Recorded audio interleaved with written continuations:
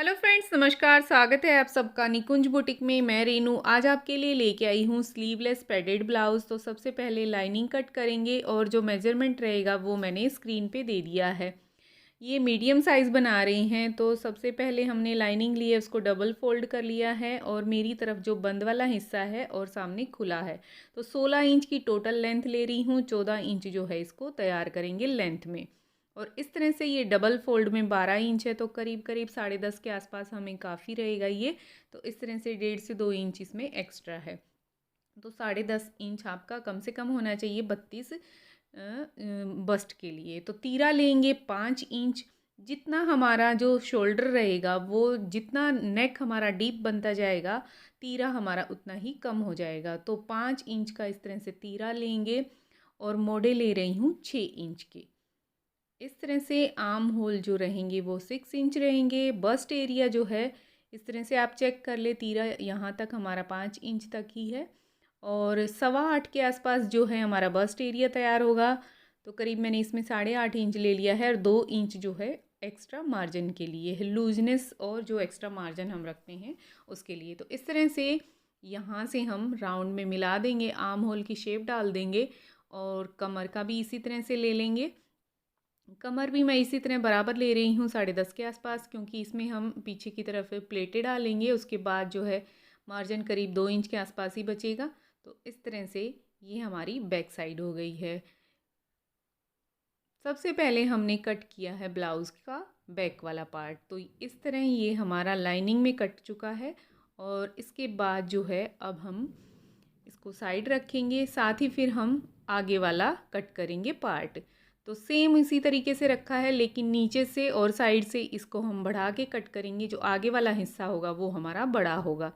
इस तरह 1.5 से 2 इंच नीचे रखना है और साइड में भी 1.5 से 2 इंच आपका होना चाहिए। इस तरह मेरे पास इसमें 1.5 इंच करीब साइड से है और 2 इंच मैंने नीचे से ले लिया है। ऊपर तीरा और आर्म होल बिल्कुल बराबर रहेंगे, सिर्फ चौड़ाई और लंबाई हमारी इसमें बढ़ जाएगी, क्योंकि हम प्रिंसेस कट करेंगे उसमें कुछ पार्ट जो है हमारा कट के अलग हो जाता है, तो उसके लिए हमें एक्स्ट्रा मार्जिन चाहिए होता है। इस तरह हमने आगे वाले हिस्से को भी कट कर लिया है। पैडेड ब्लाउज़ प्रिंसेस कट में बनाएंगे तो बहुत ही सुंदर ये हमारा ब्लाउज़ बन के तैयार होगा। 1.5 इंच जो है साइड से हमारा है एक्स्ट्रा ऊपर से, और साइड्स में 1.5 है, नीचे भी करीब 1.5 से 2 इंच है। इसी तरह से देखिए सेम हम अपने अब मेन फैब्रिक के ऊपर रखेंगे कपड़े को और इसी तरह से कट कर लेंगे। इस तरह से रखेंगे। ये हमारा एक पार्ट कट गया है, सेम इसी तरीके से हम दूसरे पार्ट को भी कट कर लेंगे। ये हमारा पीछे का हिस्सा कट गया है। अब हमने आगे वाले हिस्से को कट करना है। इसमें इसी तरह से हम प्लेट लगा देंगे।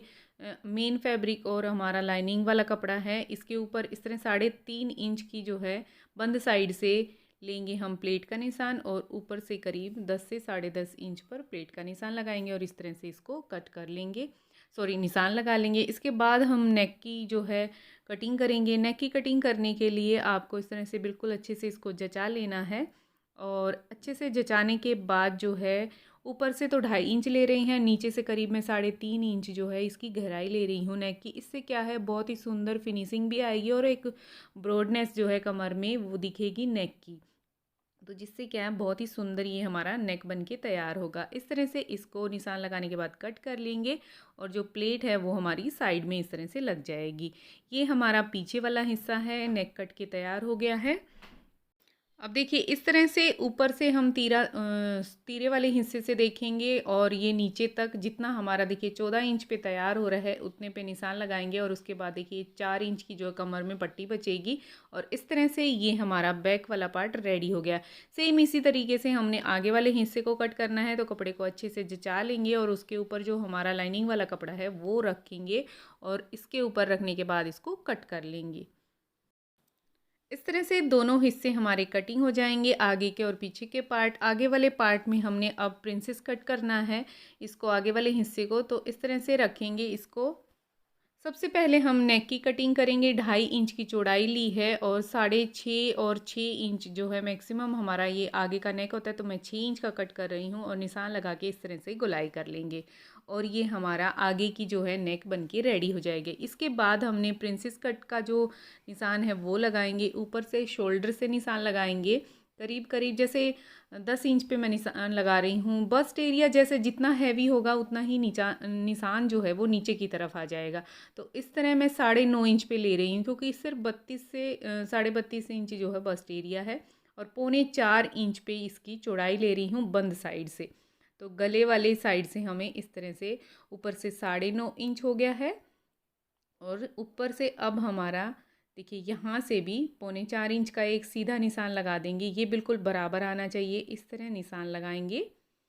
और फिर जो है देखिए आर्म होल की तरफ हमने गोलाई करनी है, तो यहाँ करीब 6 से 6.5 इंच पे आप निशान लगाएंगे। तो मैंने करीब करीब 5.5 इंच पे मैंने निशान लगाया। जैसे हैवी जितना हो जाएगा उतना ही ये निशान जो है थोड़ा और बढ़ जाएगा। तो ये छोटा साइज़ का अब हम बना रहे हैं, तो उस पर मैंने ये 5.5 का लगाया है। 14 इंच पे ये टोटल तैयार होगा। ऊपर जो है सिलाई जाने के बाद लेंथ पे मैंने निशान लगाया है, और इस तरह से देखिए यहाँ पे नीचे एकदम बराबर 1.5 से 2 इंच का ये गैप करते हुए एक निशान लगाएंगे, जितना आपका लंबाई है वहाँ तक, और फिर इसको इस तरह से मिला देंगे।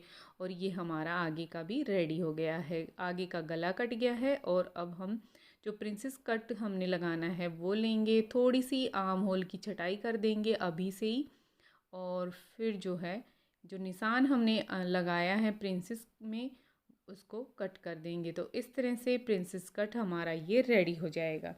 तो कपड़े को बिल्कुल अच्छे से बराबर रख लिया है, ताकि दोनों पार्ट जो हैं बराबर कट हों, लाइनिंग का और मेन फैब्रिक का। अब देखिए कुछ पार्ट इसमें इस तरह से एक्स्ट्रा होता है, तो ये बीच वाला पार्ट हमारा एक्स्ट्रा है, और इसको कट करके अलग कर देंगे। तो ये देखिए अब हमारे ये दो मेन पार्ट हैं, दोनों को इस तरह से जॉइंट कर देंगे, और ये हमारा प्रिंसेस कट ब्लाउज़ जो है रेडी हो जाएगा। आगे के और पीछे के पार्ट हमारे कटिंग होके रेडी हो गए हैं। तो चलिए अब इनको स्टिच करते हैं। तो सबसे पहले हमने पीछे वाला पार्ट लिया है, और इसको इस तरह से कच्चा कर देंगे, सिलाई लगा देंगे चारों तरफ, ताकि ये जो है अपनी जगह पे फिक्स हो जाए।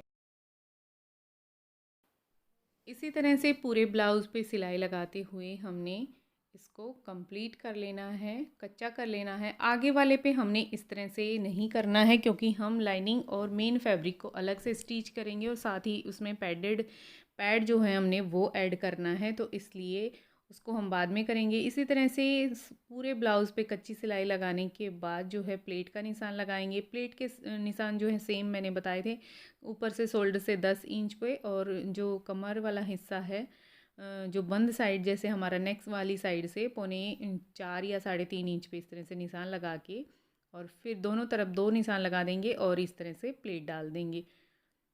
और ये हमारा इस तरह से बैक वाला जो पार्ट रहेगा वो रेडी हो गया है। नेक को हम बाद में तैयार करेंगे, और इस तरह प्लेट लगाने के बाद इसको रेडी कर देंगे।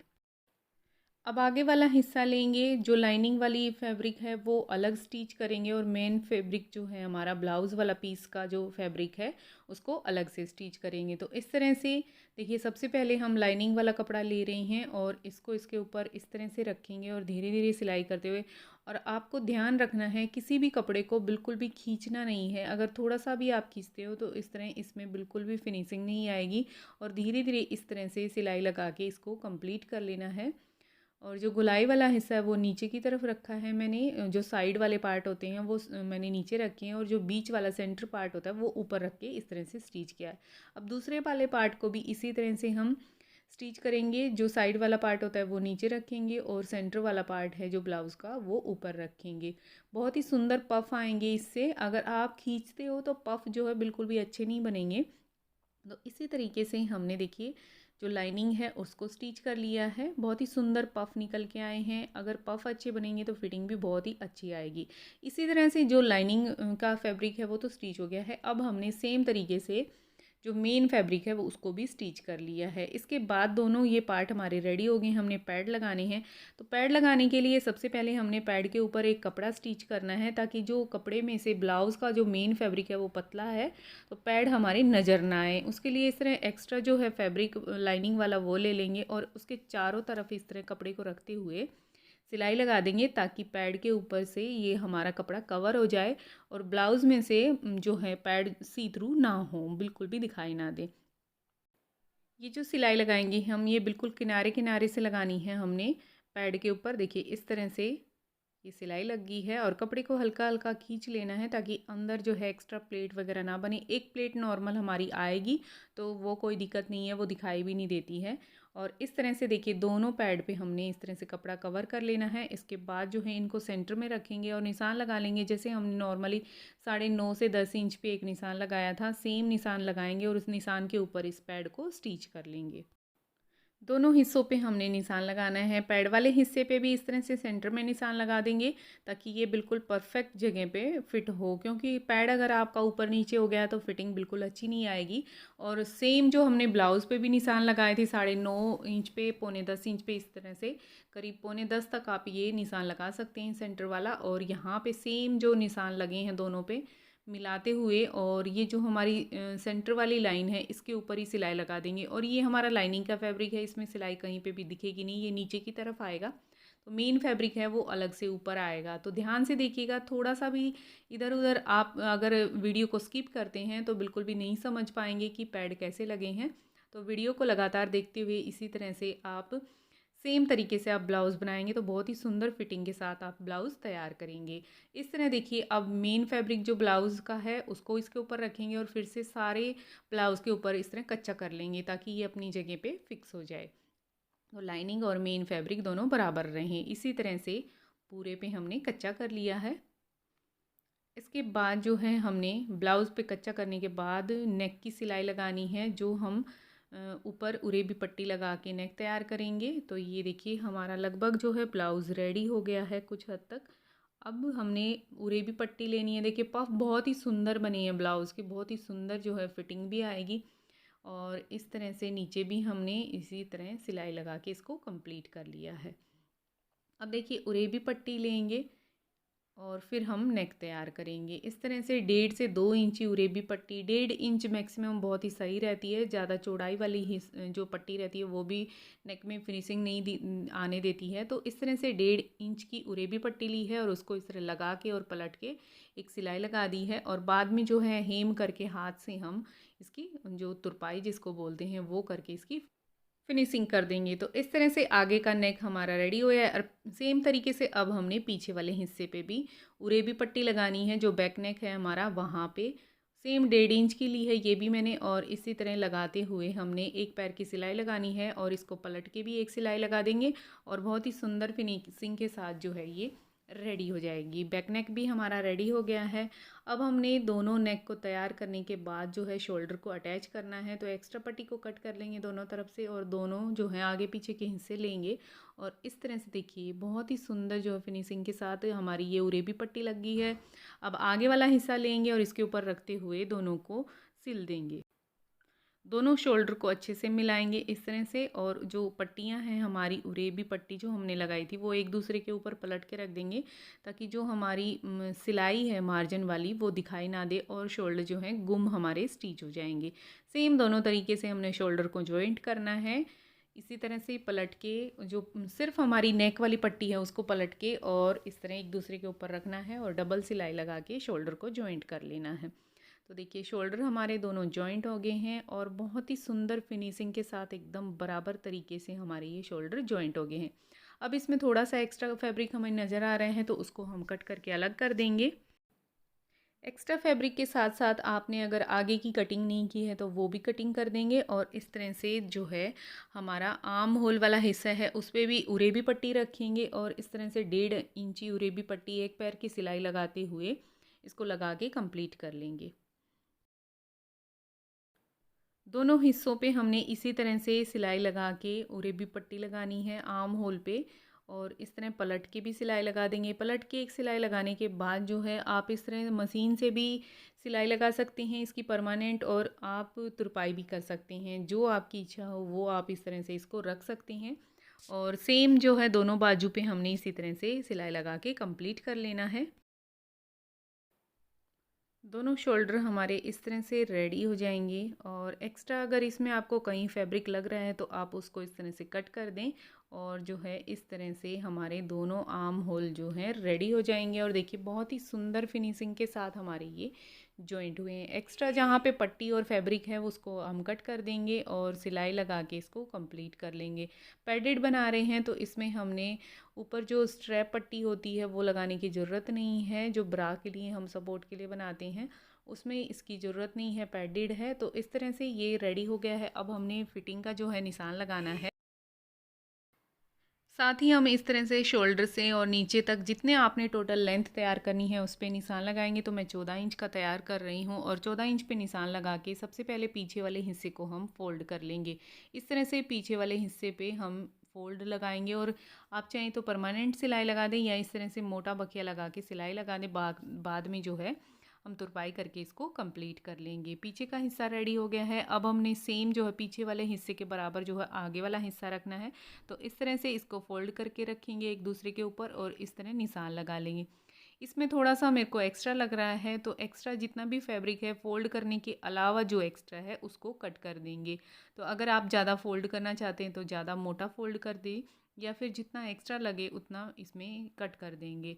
तो नॉर्मली जो है हमारा ये कपड़ा एक्स्ट्रा नहीं होता है। 1.5 इंच अगर रखते हैं तो मैंने इसमें 2 इंच रखा था तो करीब आधा इंच के आसपास इसमें एक्स्ट्रा है। तो इसको कट कर देंगे और आगे पीछे के दोनों हिस्सों को बराबर जो है बनाते हुए आगे पीछे वाला हिस्सा हमने फोल्ड कर लिया तो आगे वाला हिस्सा बिल्कुल उसके बराबर ही रखना है। तो बिल्कुल बराबर रखते हुए इसको इस तरह से फोल्ड कर लेंगे। अब जो है दोनों आगे और पीछे के हिस्से हमारे लगभग फोल्ड हो गए हैं। अब हमने साइड में चेन लगानी है। तो मैं आगे पीछे ओपन कहीं पे भी ओपन नहीं रखा है। तो इसमें मैं साइड से ओपन रखूँगी और वहाँ पे मैं जिप लगाऊँगी। इस तरह से फोल्ड करके रखेंगे और साइड की जो है फिटिंग के निशान लगा देंगे। राइट साइड में मैं इस तरह से एक 2.5 इंच का निशान लगाऊंगी। राइट साइड में जो चेन लगानी है वहाँ पे आर्म होल से नीचे 2.5 इंच तक निशान लगाना है। उसके बाद जो है हमारी चेन लग जाएगी और निशान लग गए हैं। अब सिलाई लगा लेते हैं। सेम इसी तरीके से हमने फिटिंग करनी है। एक साइड फिटिंग कर देंगे और 1 इंच और एक तरफ जो है सिर्फ 2.5 इंच जो है सिलाई लगानी है। उसके बाद जो है चेन लगाएंगे।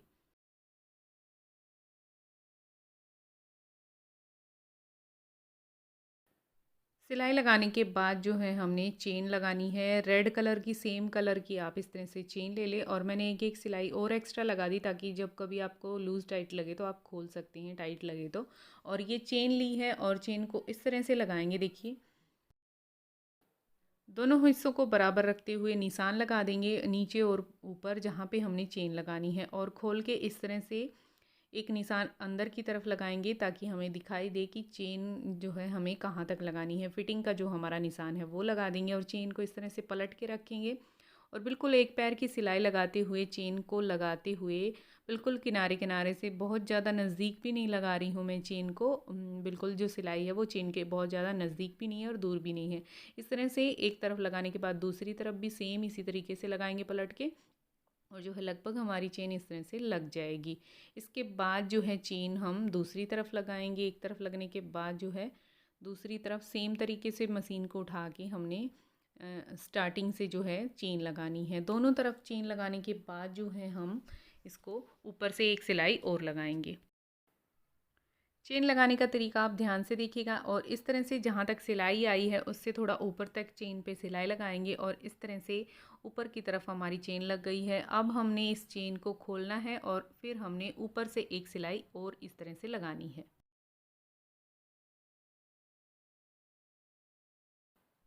एक्स्ट्रा जो चेन निकली हुई है उसको हमने अंदर कर दिया है और कपड़े को इस तरह थोड़ा बाहर की तरफ कर दिया ताकि जो चेन है वो हमारी दिखाई ना दे और ऊपर से इस तरह से सिलाई लगा दी है। बिल्कुल हमने एक पैर का गैप रखते हुए सिलाई लगानी है और फैब्रिक जो है चेन के ऊपर इस तरह से कवर कर देना है ताकि जो हम जब ब्लाउज़ पहने तो हमारी चेन नज़र ना आए।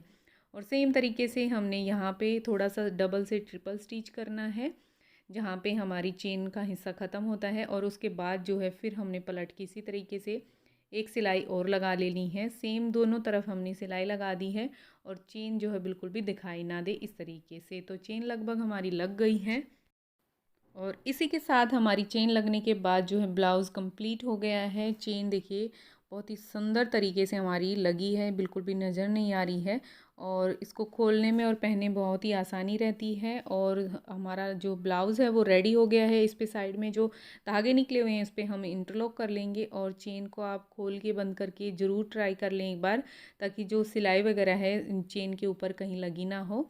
इसे चेक करने के बाद जो है देखिए ये ब्लाउज़ हमारा बिल्कुल रेडी हो गया है। तो ब्लाउज़ आपको कैसा लगा, आज की वीडियो कैसी लगी, ये कमेंट करके ज़रूर बताना। और आप मेरे चैनल को पहली बार देख रहे हैं तो प्लीज़ चैनल को सब्सक्राइब कर ले, बेल आइकन को प्रेस कर दे ताकि वीडियो का नोटिफिकेशन आपके पास तुरंत पहुंचे। फाइनल लुक कुछ की इस तरह से है। बहुत ही सुंदर हमारा स्लीवलेस पैडेड ब्लाउज़ तैयार हुआ है। तो आप सेम तरीके से ब्लाउज़ बना के मुझे इंस्टाग्राम पे पिक्चर जो है वो शेयर कर सकते हैं। और मेरा इंस्टाग्राम हैंडल जो है मैंने स्क्रीन पे दिया हुआ है, सेम निकुंज बुटीक के नाम से है। तो फ्रेंड्स मिलते हैं किसी और इंटरेस्टिंग वीडियो के साथ, तब तक के लिए bye bye and take care.